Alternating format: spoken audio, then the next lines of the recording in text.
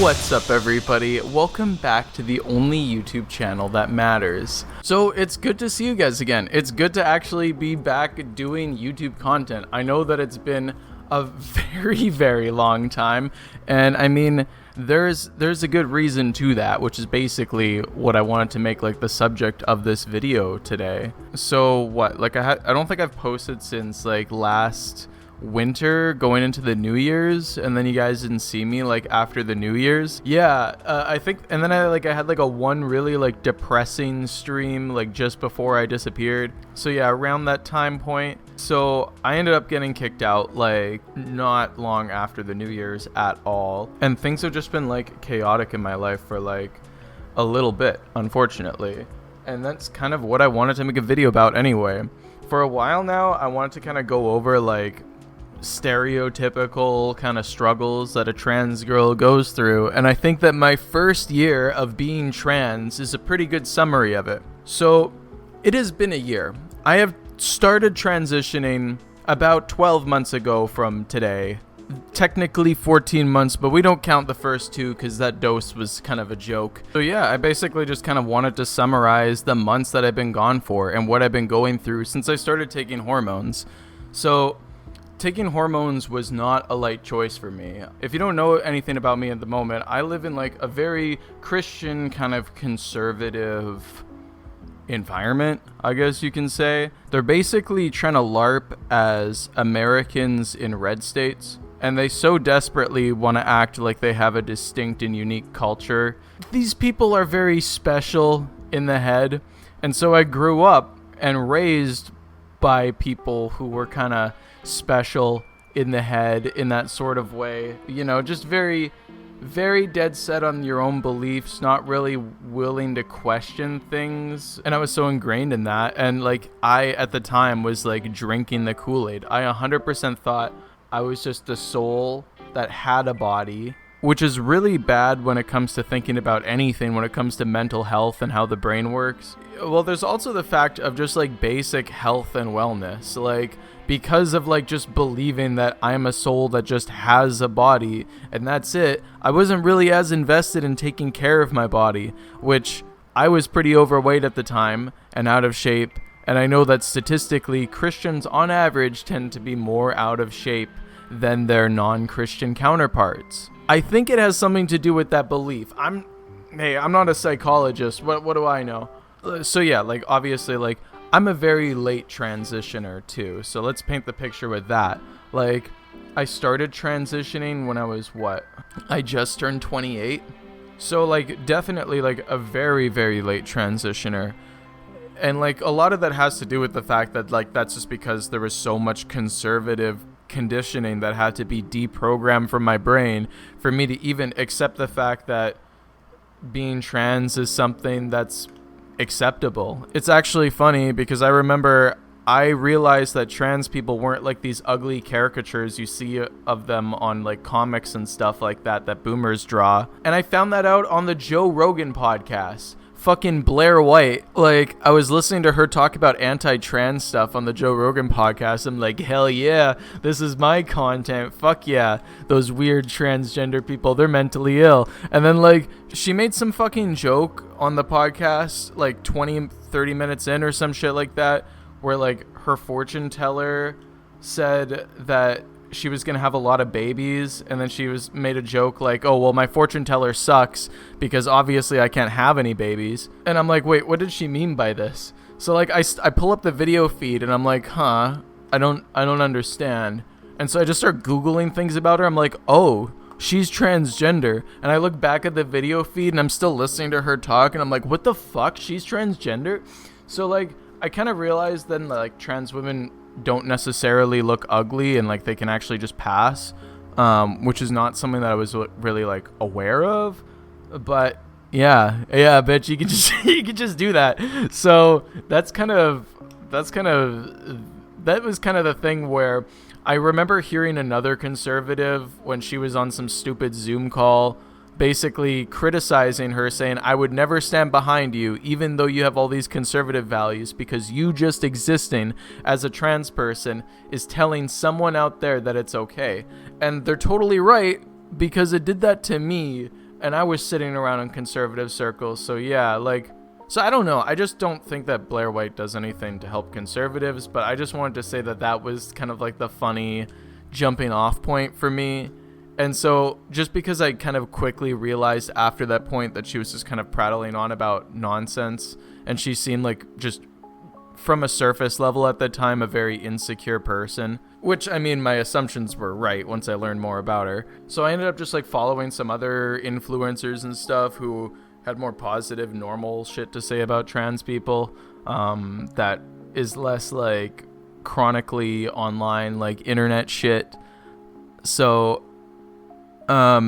yeah, it was just like that where I kind of quickly came to terms with just like, you know, I sat with like the femboy identity for like a couple months, and then like I even took hormones with that identity. I just want to preface, I don't think that femboys are like a transitionary identity.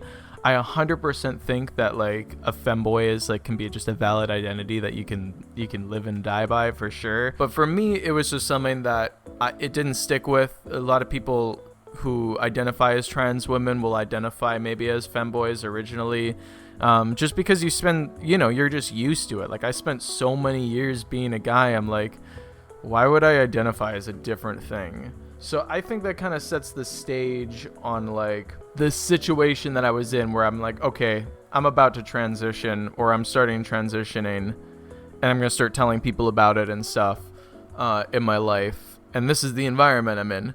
So I originally thought that I was going to have like some family that were going to be like on board and supportive, and some that weren't. I didn't expect for all of my family to not be supportive. Like, it's something that I'm still like emotionally not over. Like, you know, it's only been a year, but like having like all of your family go from saying that like, oh, we love and support you no matter what, but then, oh, you're taking hormones and stuff. Like, I get ghosted by my step parents. You know, my aunt and uncle don't want anything to do with me, and they've explicitly said as much. Just really like silly, goofy ass shit like that. Like, no one in my family wants to talk to me anymore. And that's the thing about transitioning. Like, even though like these experiences are shitty, like it is revealing, because it's like these people never had my back to begin with. And like, you know, like that is very difficult psychologically to kind of deal with. Like to have all these people in your life who are like family, who've like said they love you they're like your whole life, and then like just kind of to be disillusioned and to find out like, oh yeah, that love was like really toxic and fucked up and isn't really what love is all about. You know, like this is just kind of like an abusive like control thing. But not only like family, but also like who I thought were my friends. All these people who I thought were like friends of mine. Yeah, like they just like they stopped talking to me. There was quite a few that like I expected kind of going in, where I'm like, oh, we're not going to be talking again, because like they're kind of, I was just like, okay, well, they're kind of scummy people, I shouldn't be hanging out with them anyway. But like then I was like, oh shit, like it's like basically mostly all of my old friend group, my main core friend group of like people who I would call my best friends that I would hang out with. It's been a very like isolating experience like in that regard. And so the fact that I've been like dealing with obviously having no housing, and my no housing situation came about just because I lost my job, which also, you know, you could say was like a discrimination thing, whatever. So now like I'm forced to navigate like life with no one there who said that they had my back, saying like, oh, you'll never be on the street, like I got your back, like family members, like. But then now that I'm transgender, it's like, oh, never mind, it's not convenient for us anymore, we have too much going on. It's like, oh, interesting how that goes. It's like, but it's not even just a trans thing. I just think that there's like an epidemic going on in society right now, where there's like a weakness of character, where people are like mostly like all talk, and like there's very little action that follows. So I think it could be a little bit of like column A, but I think it is a little bit of that column B as well. I mean, it doesn't matter, like either way it's fucking pathetic. So yeah, I mean, like losing your whole family and friends and that whole support structure, it's mentally destabilizing, it's really scary, and like it really involves real death. Like, trans people and like queer people in general are like statistically just way more likely to be homeless, and that was something that I was seriously facing. And then everything boiled down to like I had two horrible options when I was facing eviction after, you know, losing my job, not really making enough money, and then like overdue bills because like paychecks that I was expecting to come in like didn't come in, and all of that. And so I had the choice between moving into like a group home or like it's basically like a frat house for trans people, or just like, what if I just bled out in my bathtub and they can just like clean that up? I was kind of like pretty done. And so I ended up moving into this frat house, which really fucking sucked. The room was fucking tiny. There was no sound isolation. There was a huge gap under the door. I was right next to the living room, so like I would just hear everything. I tried to stuff a towel under the door, but hey, like that's like basically where my shit got really fucked up with my roommates, actually, was like I would do things like that, like stuff a towel under my door to like try and eliminate noise or horrible smells because those fucking idiots don't know how to cook. And I was accused of smoking weed in the house. I was also being accused of stealing from this one bitch, this scraggly old non-binary bitch who, I don't know, it just wasn't clocking to them. Like, I was in a desperate situation, but like I had more things and better things in terms of like physical assets than this person did. There's literally nothing that this person has of value that I would ever even consider stealing, because everything that they have is fucking dog shit. So I was kind of dealing with like this person who was like delusional. They're just like in their own head, kind of accusing me of random nonsense. And I also learned from previous roommates who were all living in that kind of room that very similar issues were happening with this fucking annoying bitch. So I was like, I'm not going to put up with this. And I made friends with a trans girl at the time who honestly seemed like my new best friend, like an amazing person. So I moved out and we moved into this place. Now, I wasn't in this big room. I was in a room that was even smaller than the frat house. And I kind of like glossed over how light moving out was. Moving out was fucking hell. Like, I already just moved with my car. Like, just putting a bunch of things in my tiny car and going back and forth, taking a million trips because I couldn't afford a moving truck. And now I'm moving again. And now I have this fucking idiot talking to me like, oh, you can't do that. You signed a lease. You have to be here for a whole year. And I'm like, you stupid bitch. Like, do you not know anything about like tenant rights? Like, I can just leave whenever and just say you're being like abusive and shitty. Like, you're a fucking horrible person. Like, I'm not going to just sit here and put up with this and be your fucking punching bag. And then like, I just don't hear from them after that. They just like don't respond because like they're completely like, what are they gonna even do at that point? They're fucking pathetic. And so, like, I'm dealing with arguing with this bitch as I'm moving out. Finally, we move here. And, like, I really was convinced at the time that this person was, like, a good friend. We ended up moving in. It was just supposed to be me and my friend. But then she, without telling me, said, oh, and now this other person that I just met. And I was like, well, what the fuck? She seemed like completely disinterested in ever wanting to hang out with me or do anything with me. But it's like, as soon as we moved in together, I was constantly being like villainized. And this roommate kept like started to gaslight me into saying like I was being a shitty person and doing all this horrible stuff and just being fucked up. And that's when like the red flags started to pop up. But I was like kind of like, I was gaslit. I was like convinced that it was me who was the problem, and I was just trying to be a better person. I didn't realize how much this person was fucking with me. And so like a month goes by. This person who I thought was my friend's like, no, like I don't smoke weed anymore, which is something we did all the time. We used to smoke weed and go longboarding all the time. She never went longboarding with me ever after we like moved in together. She like, instead, her new goal for the summer was, I think she said, to do every drug. She just wanted to do a bunch of hard drugs. She was just going on benders constantly. She was like doing like blow and like MDMA. I'm surprised she can even talk with how much she's done. But you can tell that she's like fried now. Like last month, like just before she moved out, we got into this huge fight.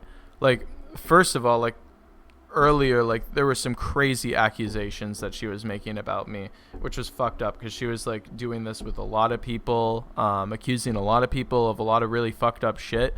Thankfully, like there's like witnesses who are like on my side in that case. Like I kind of really dodged a bullet there. It's really like it just goes to show, like, you have to really think about the people who you involve yourself with, and sometimes being lonely is a better option than being with some really fucked up shitty people who will do all sorts of shit to ruin your life. So anyway, continuing on with this fucked up person who was doing all sorts of shit to ruin my life. So what I didn't know what was going on at the time is like they started like saying rumors about me on like trans forums that are local to this area, talking about how shitty of a person I am. So this person right now, even to this day, is like going around like crying on social media on like fucking, I don't know, Reddit or fucking whatever the fuck she can. It used to be this like Discord server, but like the mods know who I am and who she is in real life, so they just immediately sided with me. Like at that point, two things were going on in my head. I was thinking, okay, is she just so fried out on drugs that she's just convinced that I'm this shitty, horrible person now? Or is she just like gaslighting me and fucking with me? And so for a while I did give her the benefit of the doubt still, and it just like the terrible choice, total druggy crash out type shit. Followed with like the absolute cherry on top, where like I gave her $1,200 for like all of our rent basically, and shit like that. And then she said that I didn't pay any rent and that we were gonna like get evicted. And I'm like, what happened to the $1,200? Because that's all 3 of our rental portions. And this was like just last month that this shit went down. And then all she would do is not respond to that and just say, so you're not paying rent?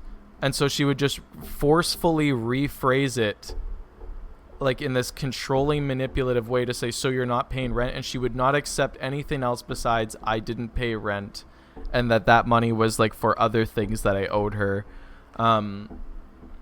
And all that, which like the things that she would reference to, we've had explicit conversations about how like, no, like that stuff is not a priority, and what matters more is paying rent and not being homeless. And so that would be paid at a later date. So like there was all that going on. But now she was just like saying like, oh, so you're not paying rent? So you're not going to be paying rent? I like, if you're not paying rent, like, so, and so she was like, basically like she's been trying to like, what I didn't know was that this whole time she was like messaging, basically listing the room that I was staying in. So she was like trying to like get me like kicked out without me really knowing, and then she was going to like replace me with somebody else. And so like this would have just like kind of played into that kind of narrative, like, oh, now I'm not paying rent. And like that's the thing too, is because obviously that money that I gave to her for the bills wasn't there anymore. She spent that $1,200 on herself, on like drugs and whatever else. Because let me tell you something, I just had to pay a double bill of internet and electricity. So she didn't pay the internet, she didn't pay the electricity, she didn't pay any bill, and she didn't pay the rent. And she still had to beg people for more rent money on top of that. She was just like, is that embezzlement? Is that the term? Or am I just throwing words around? Around this time too, I found out that like my other roommate, that like the hoe that she just took off the street, like she straight up stole her antipsychotic medication, it was selling it as like whatever on the street. Like, how morally fucking depraved do you have to be to steal someone's prescription medication? Like, you have to be like an actual piece of shit human being to do shit like that. And yeah, it's like, it's just disgusting. It's just like, yeah, considering that like all the things she said and all the things that she's done, like, I mean, it all just kind of goes together. A lot of people who are around her for a long time will be like, hey, she kind of has like narcissistic traits, and like, so she has a tendency to rotate through friends a lot. So it was interesting because like, I remember when I was like a new best friend for her and she was awesome to me and we hung out all the time, there was an old friend that she had who was like really upset, being like, you don't hang out with me anymore, give me no attention, now you're hanging out with Emery all the time, like what the fuck, what was that all about? And then just saying like, oh well, that's just like some jealousy thing or whatever. And I'm like, well, why aren't you hanging out with them? Like, and I never really got a good answer, and the reason obviously why is because like she was bored of her. So I was the new exciting person, and then she got bored of me. So yeah, like we ended up having like multiple interventions with her. I put my foot down, my other roommate did as well, and then like all of her friends at the time. The multiple interventions made her be like, wow, I really need to think about things. That's crazy. That's kind of the only response I ever got, which was mostly just her buying time for whatever bullshit. She ended up meeting some like toxic, shitty person who was willing to take her in and like live with her.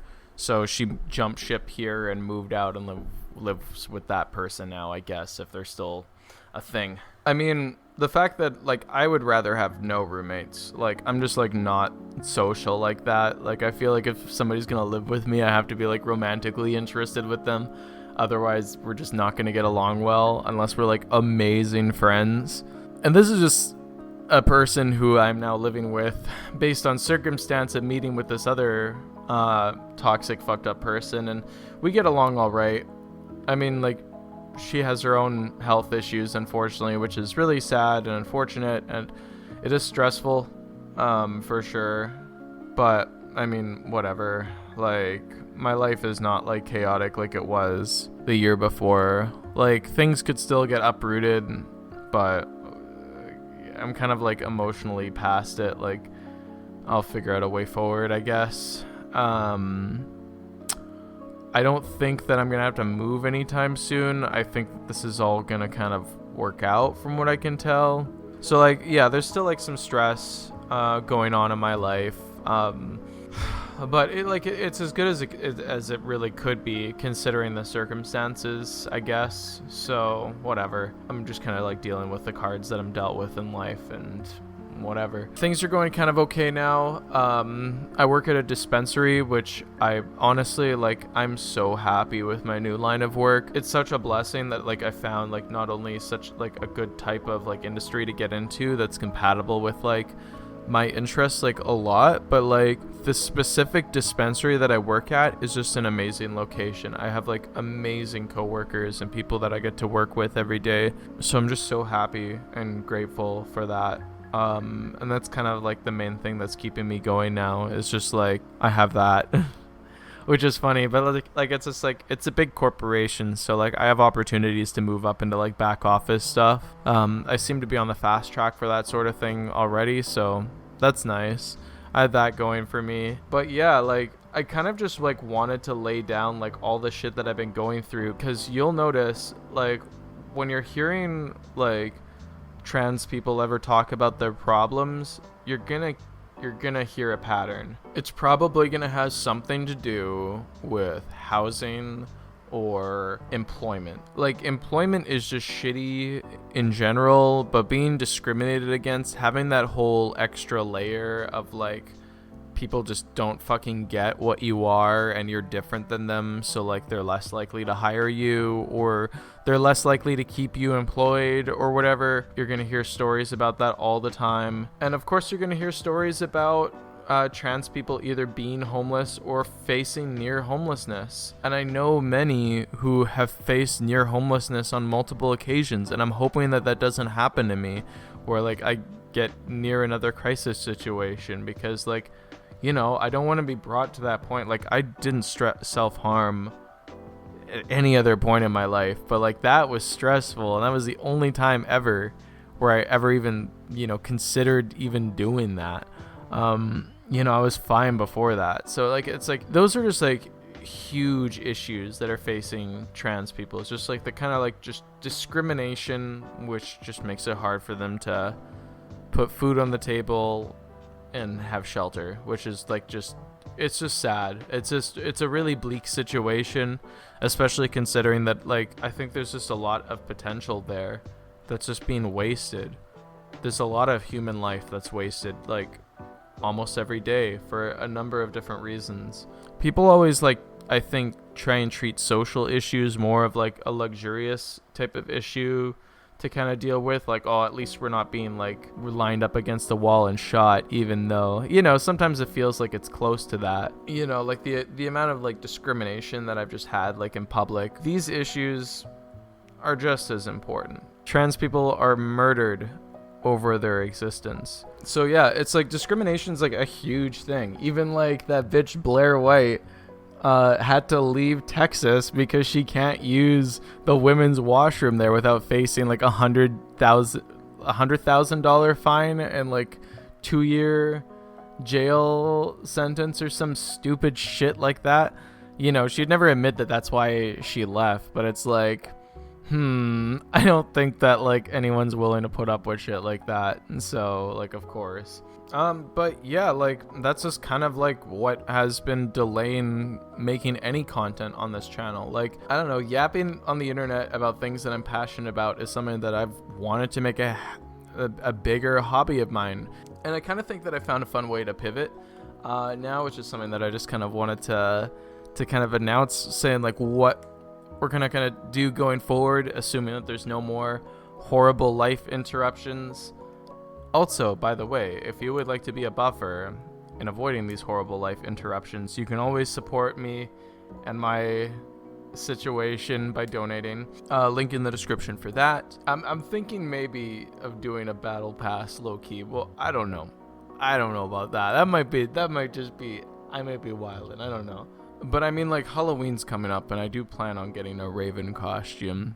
Hey man, I'm just brainstorming over here. I feel like I'd want a big audience for that first. I don't want to really build an audience through that. It's just kind of like fatiguing. I don't know. It's just fun. I don't know what to tell you. I'll probably go back to some streams and like gaming stuff like relatively soon, I guess. I was thinking that because I work in a dispensary and cannabis is a huge passion of mine, I was thinking about what if I did weed reviews on this channel. You know, if I did like trans girl reviews weed, I think that would be really, really fun. So I'm gonna mess around with that. I think that I have a really good knowledge base. Like, I wouldn't say that like I have an amazing knowledge with weed, but I think that I know a lot more than the average person when it comes to cannabis. It's just like one of those things, like, once again, that I'm just like really interested and passionate about. So I'm just gonna like mess around with doing videos on that for a bit. But yeah, like that's basically where I'm at. I'm glad that I could get a video out there, just kind of telling you what's going on. If you wanna like just follow me, see some funny shit posts and stuff like that, that's very easy to do on my Instagram. Link in the description for that.